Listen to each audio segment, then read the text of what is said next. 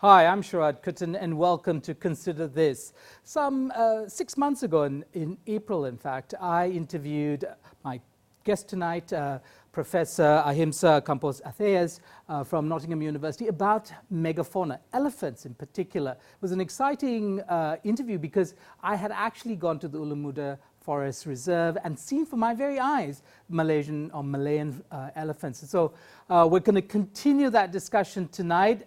Welcome back to the show. Ahimsa, I do want to ask you, before we get into some of the things that you've been working with at the Nottingham University, Malaysia, with the Tropical Conservation Ecology Lab, which you in fact lead, some of the major headlines that we've had over the last couple of months, which the murder of pygmy elephants, we've had the death of the last Sumatran rhino in our territory, all these headlines, perhaps not something that we fully understand as lay people. You as a conservationist, a professional working in this area, tell us, what do those headlines actually mean to you?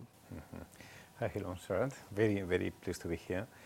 Well, I think 2009 will come down to history as the year that we lost Sumatran rhinos in Malaysia. This is part of an ongoing process that is the defaunation of the loss of big animals.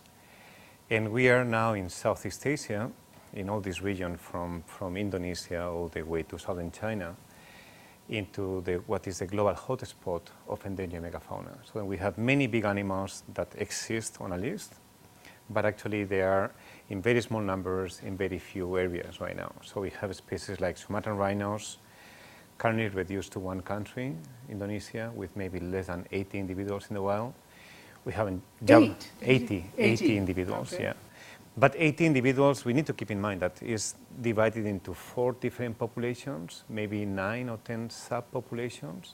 So that is, biologically, that is not looking very good. Right. So we have a situation of immense diversity, but actually all that diversity is very precarious, so it's on the edge, is it? It's on the edge, it's on the edge. So then if we look at how things were 200 years ago, so in Sumatran rhinos, back in the 1960s, Sumatran rhinos were present all the way to India. So then there were Sumatran rhinos in India, in Bangladesh, in Myanmar, of course, Thailand, Laos. So then in this period there has been like a wave of kind of small local extinctions to the point in which maybe 15, 20 years ago they were only left in Malaysia and Indonesia. And unfortunately this year we will come down to history as the last country having Sumatran rhinos. Now, some people might say, well, okay, so these species go extinct, but to the extent that we can perhaps preserve them in zoos, that would probably be good enough. I mean, that attitude that, okay, these are interesting animals, but are they connected to the way humans live? Well, I will think a bit beyond humans. So first of all, I would say that these animals are agents in the environment. They play ecological function. So then they play a role in the forest or in the habitats they inhabit. And then they matter in the way to that, for plant regeneration or for many processes that happen in these places, they are very important. So when these animals disappear, this function gets compromised and there are consequences for that. With the consequences, good or bad, sometimes are philosophical, there is a change, and then if we lose biodiversity, there will be some things that they will continue working. For humans, we know that there are links. Sometimes the link is a bit diffuse, a bit unclear and long term. But we know we don't want to accumulate all these changes because we depend on ecosystem services. So then we obtain our water, we obtain many resources from the forest.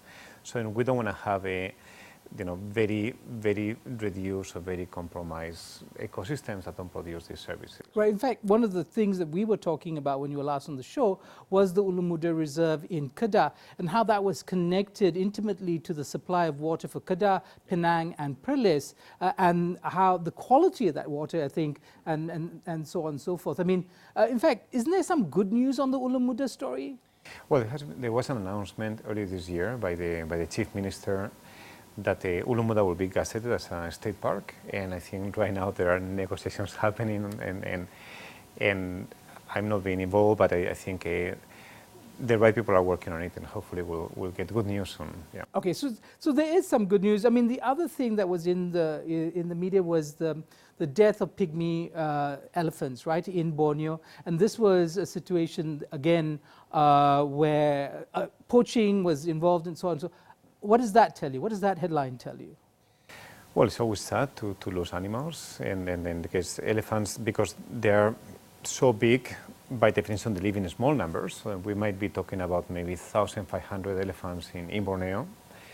And we know that we have lost about 10% of the population in the last 10 years due to illegal killing, both poaching for ivory and poisoning or other forms of killing. So then we know that this is not sustainable. It's a matter of time, and then populations can go down very fast. So then we need to look at the drivers of these killings. In this case, this year we had quite a number of deaths based both on ivory trade, so then people killing animals to remove the tusk, which seems that there is now demand for ivory in Indonesia, in Flores. So some of the ivory from Borneo has gone to supply this demand in Indonesia.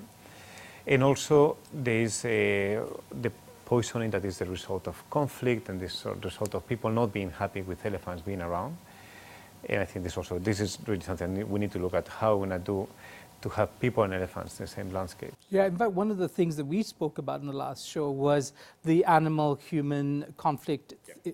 And and you were suggesting that policy has been about reducing that to zero, but you have a different take on animal-human conflict, don't you? Yeah, well, I think there are many forms of human-wildlife conflict, but when it comes to elephants, for me it's clear we cannot have people and elephants in the same landscape and not expect to have conflict.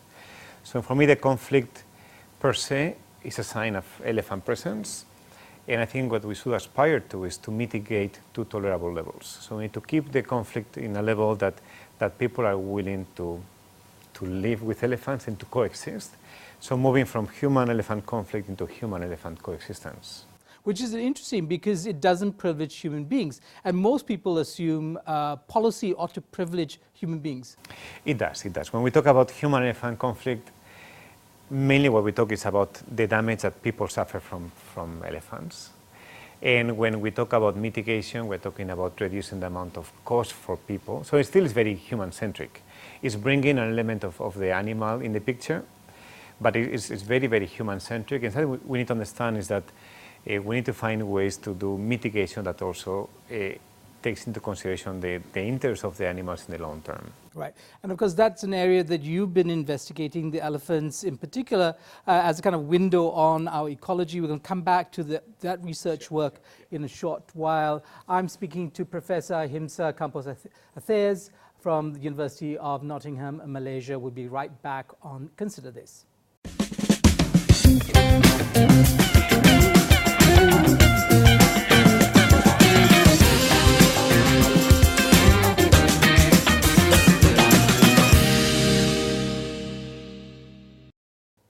Welcome back to Consider This. I'm Sharaad Kuttan, and my guest tonight, Professor Ahimsa campos-arceiz from the University of Nottingham, Malaysia. We're talking about megafauna, elephants in particular, but as a prism through which we look at our own ecosystem. Now, you've been working on some research using or tracking elephants as a way of thinking about the way the peninsula in particular and its landscape works. Can you tell us a bit about that?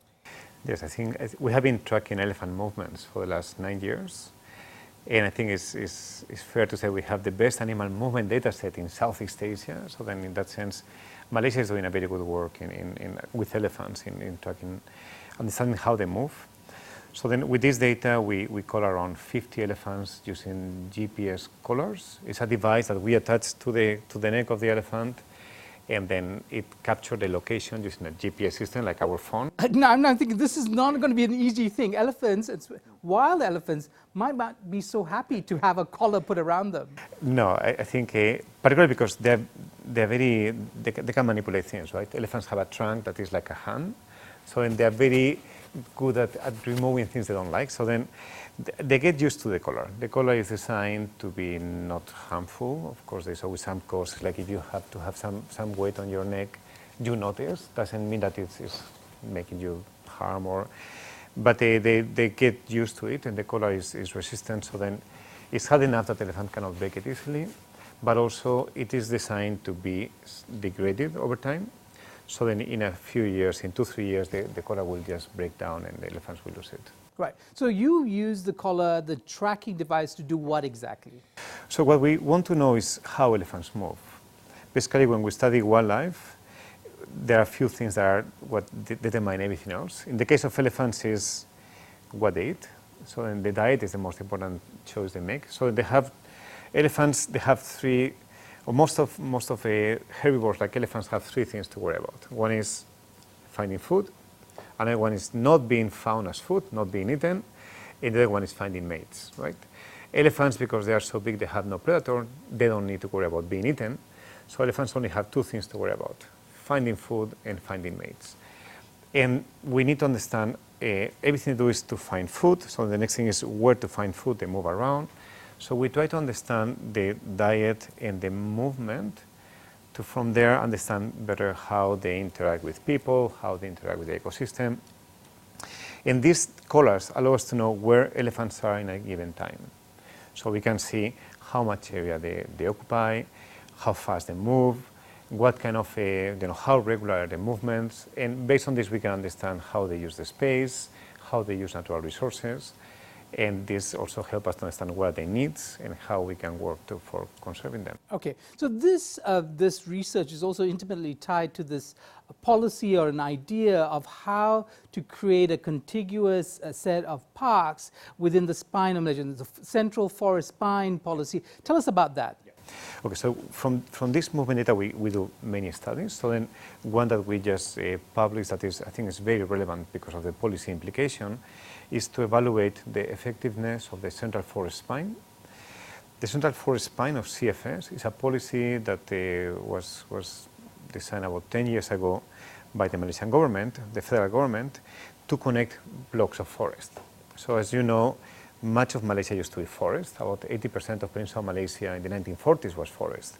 And now we have less than 40%. Much of this forest has been transformed into plantations, roads, dams, cities. And the residential estates that we live in. Exactly. So then a big concern for the policymakers was how we can promote connectivity so animals can move from one place to another place.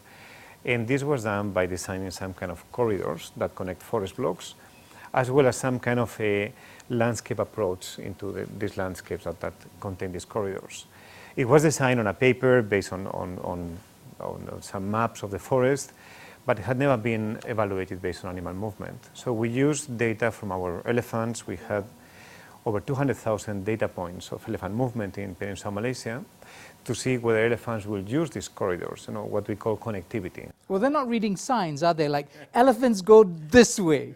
Yeah, so we read the science, the elephants just do things, and we interpret what they do, right? So then, what based on the movement we have, we can see decision making by elephants. We can make predictions. What do we expect elephants to do in a given set of conditions? So based on that, we model for other landscapes. And then with our elephants, we're able to model all the connectivity in Peninsular Malaysia and to produce the first evaluation of this policy that is a very important policy. It's a very exciting policy, and that is very difficult to implement. So part of our goal was to see, okay, how realistic it is and how useful it can be, at least for elephants. Okay, there's the two things. One, from our previous conversation, know that elephants are extraordinarily intelligent beings. The other thing is, when we think of connectivity, especially on the peninsula, we think of these big highways that crisscross. Yep. And how disruptive has that been to them, and to what extent do we want to trade our conveniences for the needs of elephants? Well, you're hitting the nail with the idea of trading conveniences. I think we need to compromise. And I think the highways can be extremely disruptive. They can cut permeability, or then they can cut connectivity. And in the case of some highways, the elephants simply cannot pass.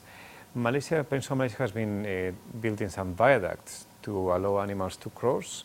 We still don't understand very well how effective they are or how effective they will be. But the viaduct would allow the animals to go under. Correct. Okay. But the thing is that they only work in a small fraction of the landscape. The landscape is much bigger. So I think we need to understand that even those forms of smart infrastructure or green infrastructure, even when they work, they are not silver bullets. Okay, we need to look at more holistic approaches to promote connectivity. In the case of elephants, they are very difficult species because elephants, as we were talking before, they need big space. As big animals, they need to eat a lot. That means that a family of elephants will use an area of maybe 300 square kilometers in a year to move around. So that's a lot. That 300 square kilometers is a very big area. If you have many families, as you want to have in a population, they will need very big areas. Nowadays, there are very few places where elephants can live far away from people and far away from roads and other forms of landscape that will prevent them from moving from one side to another side, right? Okay. I think we'll take another short break. We'll be back with more. Stay tuned to consider this.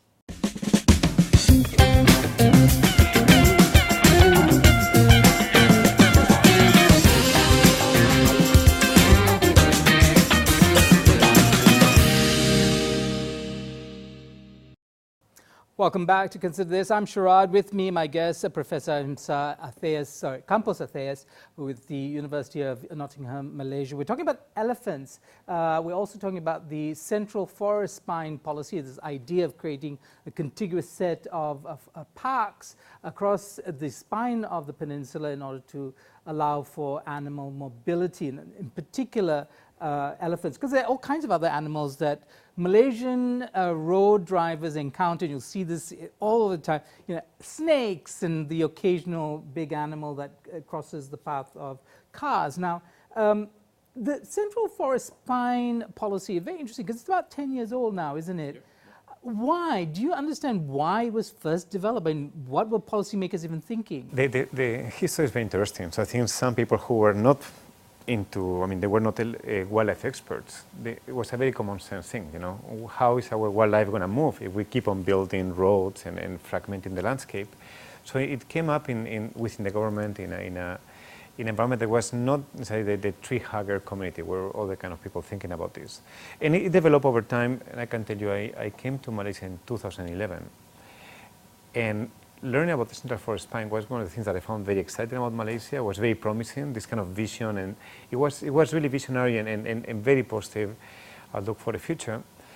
I must say that in this time, the implementation has been very difficult. It has been relatively weak compared to what we were expecting 10 years ago. But I think that has to do with many other policy issues that are in Malaysia. And our federal structure as well.